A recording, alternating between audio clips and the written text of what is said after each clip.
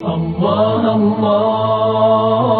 اللہ اللہ اللہ اللہ یا اللہ۔ حب دنیا کے لیے رسول خدا نے فرمایا راس کل خطیہ، سارے گناہ ساری بدبختیاں نجاست ہیں دنیا کے پیسے کی محبت۔ شمر ملعون بھی جو ملعون بنا پیسے کی وجہ سے، اور ملا جو قاتل بنا پیسے کی محبت کی وجہ سے۔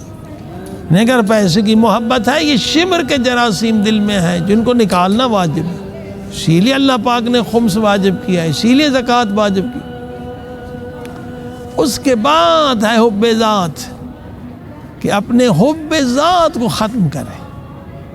اب حب ذات کو ختم کرنا پیسے کی محبت سے بھی مشکل ہے، اس لیے اللہ پاک نے ہم پر واجب کی اہل بیت کی محبت۔ قل لا اسألکم علیہ اجرا الا المودۃ فی القربی۔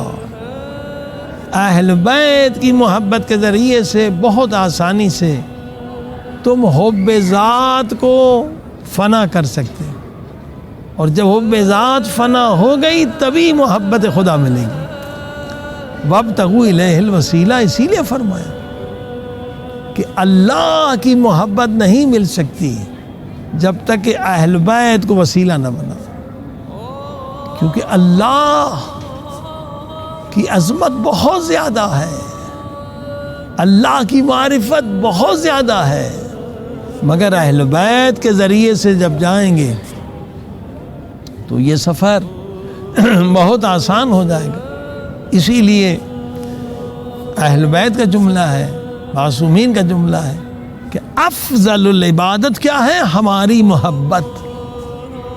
افضل عبادت اہل بیت کی محبت، کیونکہ اہل بیت کی محبت کے بغیر خدا کی محبت کا نور نہیں مل سکتا، کیونکہ ہم خاکی بندے اور خدا لیس کمثلہ شیء، کسی شے کے مثل نہیں۔ اللہ نے اپنے مظہر بنایا ہے، اگر خدا رحمان ہے تو اپنا مظہر رحمت للعالمین پیارے پاک نبی صلی اللہ علیہ وآلہ وسلم کو بنا۔ اگر خدا قدیم الاحسان ہے تو اپنا مظہر امام حسین کو بنایا۔ ان ہستیوں کی محبت کے ذریعے سے ہی ہم خدا کی محبت کے نور کو حاصل کر سکتے ہیں۔